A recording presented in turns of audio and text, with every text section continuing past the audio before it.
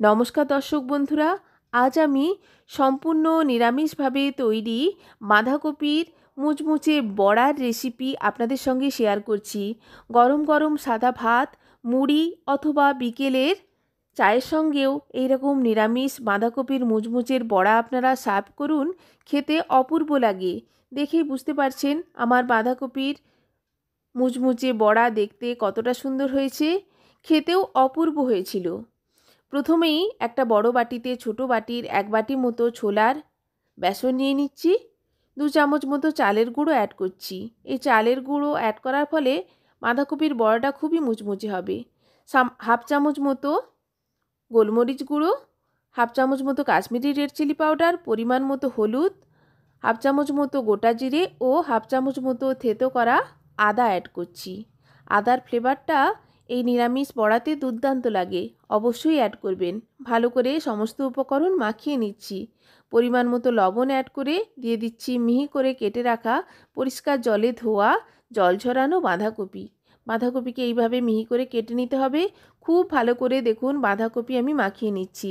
যেহেতু লবণ অ্যাড করা আছে, বাঁধাকপি মাখানোর ফলে বাঁধাকপি থেকে জল বেরোতে শুরু করবে। সেই জলেই দেখুন অনেকটা মাখানো হয়ে গেছে।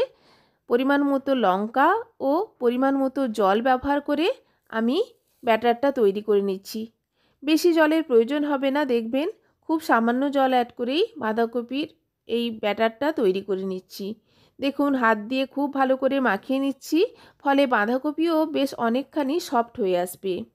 দেখুন খুব ভালো করে ব্যাটারটা আমি তৈরি করে নিচ্ছি, ঠিক এইভাবে দেখেই বুঝতে পারছেন এইভাবে ব্যাটারটা তৈরি করে নিতে হবে। এরপর আমি অ্যাড করে দিচ্ছি পরিমাণ মতো ধনেপাতা।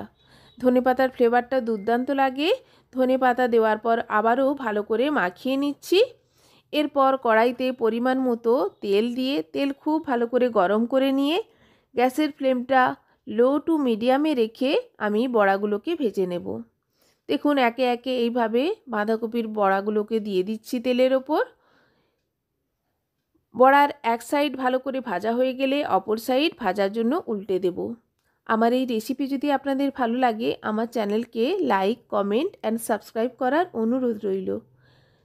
দেখুন বড়া ভাজা হয়ে গেছে, প্লেটে তুলে নিচ্ছি। আবারও একে একে বড়াগুলো দিয়ে দিচ্ছি। খেতে দুর্দান্ত লাগে, সম্পূর্ণ নিরামিষভাবে তৈরি। যে কোনো নিরামিষ দিনে এটা আপনারা বানিয়ে খেতেও পারেন, খেতে অপূর্ব লাগে।